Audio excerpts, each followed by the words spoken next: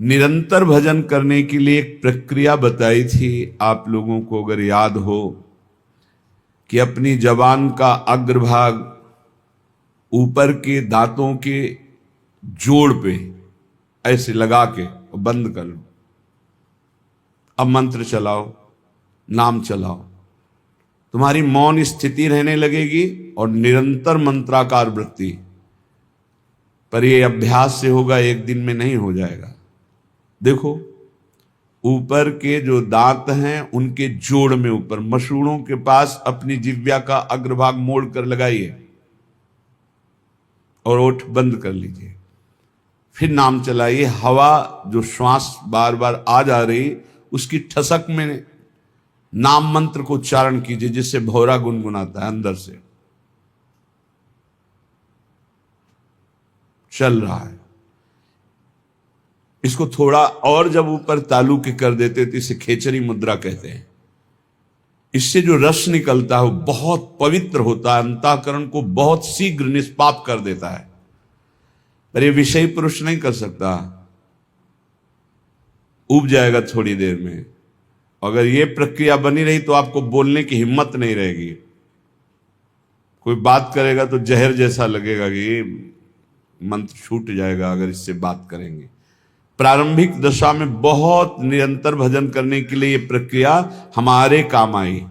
पूर्व में ये बहुत काम आई। तभी हमसे पूछा जाता था, तुम्हारे वाणी है, तुम बोल लेते हो? ऐसी स्थिति में रहते थे। यहां वृंदावन में जिस आश्रम में रहते थे, 8 महीना हो गए होंगे किसी से राधे श्याम नहीं बोले थे। तो उन्होंने एक दिन कहा, महात्मा तुम बोल लेते हो, तुम्हारे जबान है? तो हम कहा जी, यहां किसी से आप राधे राधे नहीं करते, जरूरत नहीं। जब राधे से राधे राधे हो रही तो और राधे राधे क्या करना है? अच्छा, क्योंकि अब वो जो जिस स्थिति में वही की बात समझेगा, आगे का तो समझेगा नहीं। आप अगर ये अभ्यास पकड़ लें तो निरंतर भजन करने की वृत्ति में पहला मौन और दूसरा निसंकल्प स्थिति जागरण कर देगा। और जो आपके अंदर अधिक मात्रा में रस निकलेगा जबान के नीचे से, इस प्रक्रिया से निकलता है। और ऊपर कर ले खेचरी मुद्रा में तो अमृत जैसा रस निकलता है, बहुत दिव्यता आती। भूख प्यास पर विजय प्राप्त करने की सामर्थ्य इसी रस से आती है। ये यौगिक क्रिया है। ऐसे करके ये मुद्रा है, शांत, आंख खुली है बंद, मंत्र चल रहा है। देखो, आप कर सकते हो, आप लोग किए, मंत्र चला रहे हैं। एकांत में इस क्रिया को करके देखना। भजन क्रिया जाने तब शब्द अर्थ पहचाने। ये आप साधारण मत समझना, जो आपको नाम मिला है, मंत्र मिला है, इसका अर्थ प्रकाशित होता है। इष्ट देव, जैसे जैसे आपका मंत्र चलेगा, आपके हृदय में द्रवण क्रिया होगी। उस द्रवण क्रिया में सबसे बड़ी सावधानी है कि किसी से प्रियता ना होने पावे, नहीं हटा नहीं पाओगे। द्रवण क्रिया में यदि किसी से प्रियता हो गई तो छाप लग जाएगी। हृदय द्रवित होता है मंत्र जपने से, ध्यान रखना। उस समय किसी से भी अपनापन ना होने पावे। किसी से अपनापन हुआ तो इतने जोर का होगा कि उसे मिटाने के लिए फिर और डट के भजन करना पड़ेगा। हृदय में जब द्रवण क्रिया हो, ऐसा बावरापन चढ़े, तो उसे बिल्कुल बाहरी उदासी रखना चाहिए, किसी से प्रियता नहीं। तो सीधे इष्टाकार वृत्ति होती है, सारे अनर्थों का नाश हो जाता है। जो पाप कराने वाली प्रवृत्ति है, वासना और जो पाप, दोनों का, बोले होई अनर्थ निवृत्ति। जब साधु संग हुआ तो साधु संग से, गुरुजनों के प्रताप से भजन करने की पद्धति पता चली, कैसे भजन निरंतर किया जाता है। उससे हमारे हृदय में भजन का अर्थ प्रकट हुआ। उस अर्थ से सारे अनर्थ की निवृत्ति हो गई। पाप प्रवृत्ति, पाप, इनका नाश हो गया। तो बोले होई अनर्थ निवृत्ति, और जहां अनर्थ निवृत्ति हुई तो ज्ञान विज्ञान बखाने, अंदर ज्ञान जागृत हो गया। विज्ञान, जो ज्ञान हुआ उसका अनुभव हो गया उसे, थोथा ज्ञान नहीं केवल वाणी वाला, अनुभव में आ गया, क्योंकि भजन है। ज्ञान विज्ञान बखाने, फिर निष्ठा इष्ट विषय बढ़ के मन निश्चल होई, छिन छिन रुचि उपजाई नेह जग के सब खोई। अपने इष्ट की निष्ठा उसके हृदय में इतनी बढ़कर जागृत हो जाती है, अब कोई भी लाभ हानि प्रलोभन उसको अपने इष्ट से अलग नहीं कर सकता। निष्ठा इष्ट विषय बढ़ के मन निश्चल होई, मन अपने आराध्य देव के चरणों में निश्चल हो गए, हट ही नहीं सकता। फिर छिन छिन रुचि उपजाई, अपने आराध्य देव में प्रतिपल ऐसी प्रीति उमगी कि देह कुटुम ते जाए छूट सब ही विधि ना तो, नेह जग के सब खोई। शरीर संबंध, शरीर के भोग संबंध, शरीर के और रिश्ते नाते संबंध, ये सब झूठे हैं, ये अनुभव होने लगा। तो होई तबे आसक्ति प्राणपति नयनन झलके, गद गद पुलकित अंग प्रेम रस भीनी पलके। अपने प्रिया प्रीतम में अत्यंत आसक्ति प्रकट हो गई। वो आसक्ति इतनी जोर की कि प्रिया प्रीतम नेत्रों में विराजमान हो गए। अब तो कभी वो गदगद कंठ होकर पुकारता है, कभी रोता है, सदैव कपोल उसके गीले रहते। प्रेम रस भीनी पलके, स्वप्रकाश निज भाव प्रकाशे तन मन माही। प्रेमी प्रेम निकेत प्रेम परसी पर छाही। जे ही प्रिया प्रीतम का साक्षात्कार हुआ कि उसे अपने सहचरी वपू का दर्शन हो गया, प्राप्ति हो गई। स्वप्रकाश निज भाव प्रकाशे तन मन, सहचरी भाव का मन मिल गया, सहचरी भाव का तन मिल गया, सहचरी भाव मिल गया। भाव देह और भाव मन दोनों की प्राप्ति हो गई।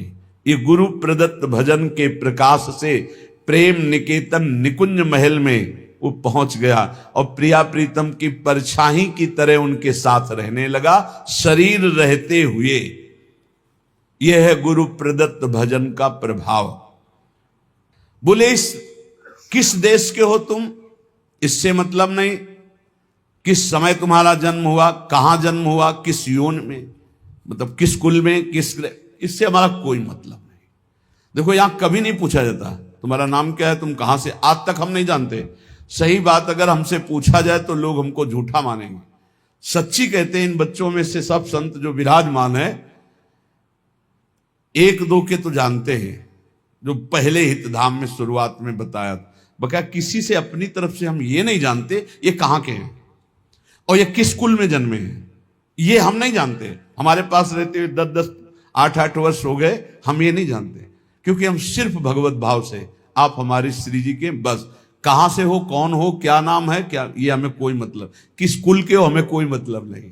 हमारी प्रियाजू की शरणागति में किस देश के हो, किस समय जन्म हुआ, किस कुल में जन्म हुआ, तुम तीर्थ किए हो कि नहीं किए, कोई कर्म धर्म किए हो कि नहीं किए, कोई मतलब नहीं।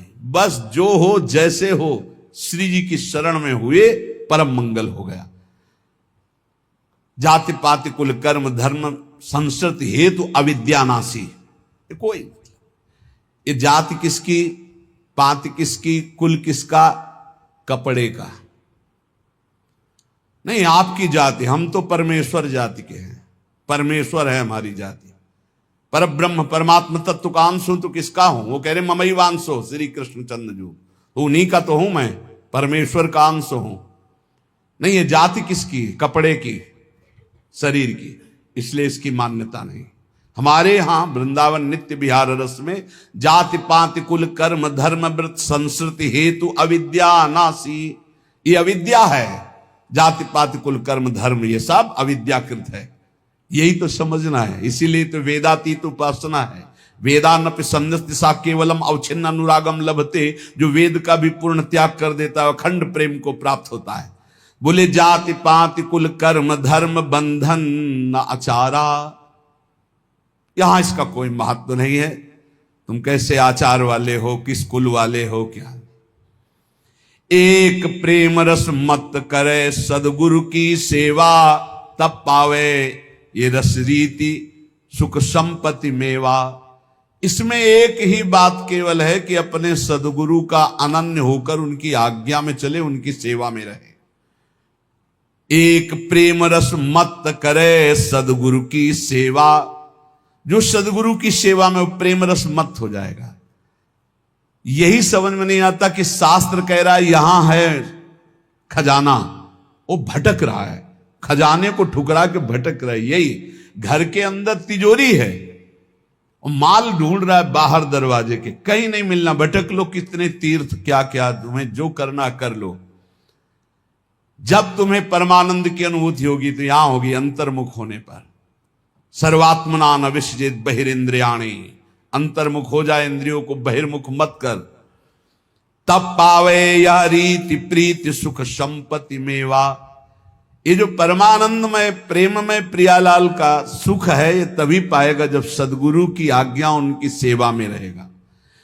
मनन मानसिक करे रैन दिन प्रेम अभंगा, ऐसे उपासक का मन प्रियालाल की मानसिक सेवा में प्रवेश पा जाता है। अभंग प्रेम नितिक धर्मिन संग, तो रंग बढ़त नित नित सरस, तो नित नित प्रेम अभंग। यह जो कृपा हरिवंश की अभंग प्रेम की स्थिति मन में, वो मानसिक सेवा में रत रहता है। क्या स्थिति होती है? रोम रोम अनुराग रंग रस रसिकन संगा। प्रियाजू कृपा करती है, अपने रसिकों का संग देती है। रोम रोम अनुराग रंग से भरा, उन रसिकों के संग से हृदय आनंद रंग में रंगा। जब लगी यह तन रहे, तब ही लगी भाव प्रकाशे। त्रिभुवन मंगल रूप त्रिगुण पर सत नहीं आसे।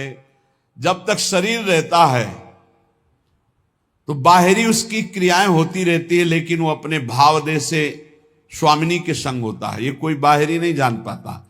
और तन छूटे लही भाव रूप निज सेवै दंपति, नित्य धाम निज नाम सहज पावे सुख संपत्ति।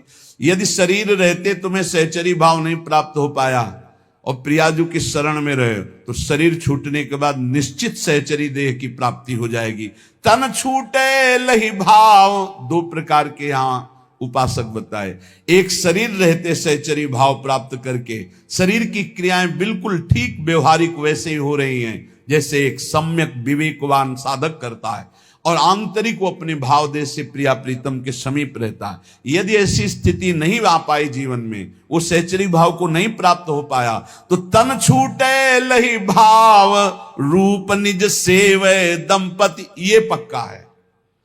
आचार्य शरण में है, गुरु शरण में है, तो शरीर छूटने के बाद सीधे उसे सहचरी देह की प्राप्ति होगी और प्रिया प्रीतम के समीप पहुंच जाएगा। नित्य धाम निज नाम सहज पावे सुख संपत्ति।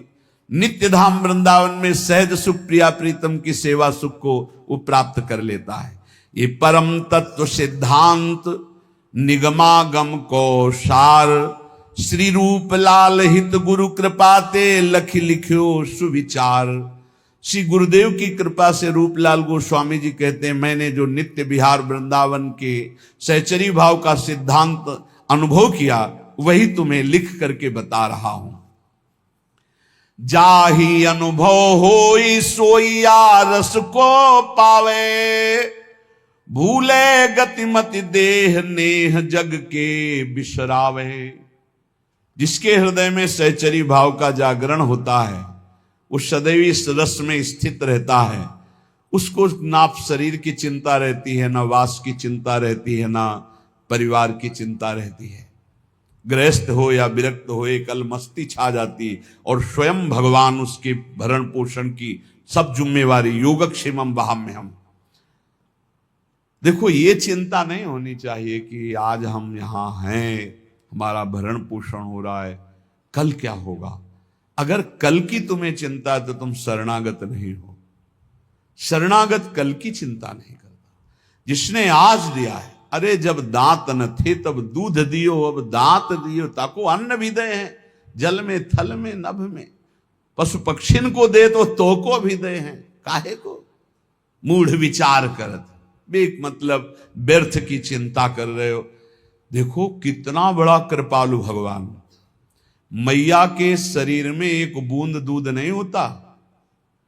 जब बालक का जन्म होता है तो भगवान उसके रक्त को दूध में बदल देते हैं, और उतना ही गर्म, उतना ही मीठा और उतना ही पावर युक्त जितना बच्चा सह जाए। कैसे कृपालु भगवान है। जब दांत नहीं थे तो मां के शरीर से रक्त को दूध में परिवर्तित करके भरण, अब काहे को चिंता करता है। गर्भ में कौन व्यवस्था कर रहा था, वही तो भरण पोषण कर रहे थे प्रभु। लोग समझ नहीं रहे। वैष्णव होकर, भगवत दास होकर कल की चिंता करते हो। तुम्हें कभी ऐसा नहीं लगता कि स्वामिनी के चरणों का भरोसा ही नहीं आया है। अरे नरक स्वर्ग अपवर्ग आस नहीं त्रास है, जा राखोता रहो मान सुखरास। ये जीवन प्रिया जी को दिया है। नाम रूप का निरंतर चिंतन करते हुए प्रियालाल जहां जैसे रखे। शरणागति का बहुत बड़ा बल होता है। अभी शरणागति ही नहीं हुई, इसीलिए बहुत सी त्रुटियां हृदय में अपना स्थान बनाए रहती हैं। जाही अनुभव होई सोईया रस को पावे, भूले गतिमति देह नेह जग के बिसरावे। सांसारिक संबंध फीके लगने लगते हैं। ये मृत शरीर दिखाई देने लगता है, मरा हुआ है। बस जब तक ये चल रहा नहीं, पहले ही वो मरा हुआ अनुभव में आ जाता है।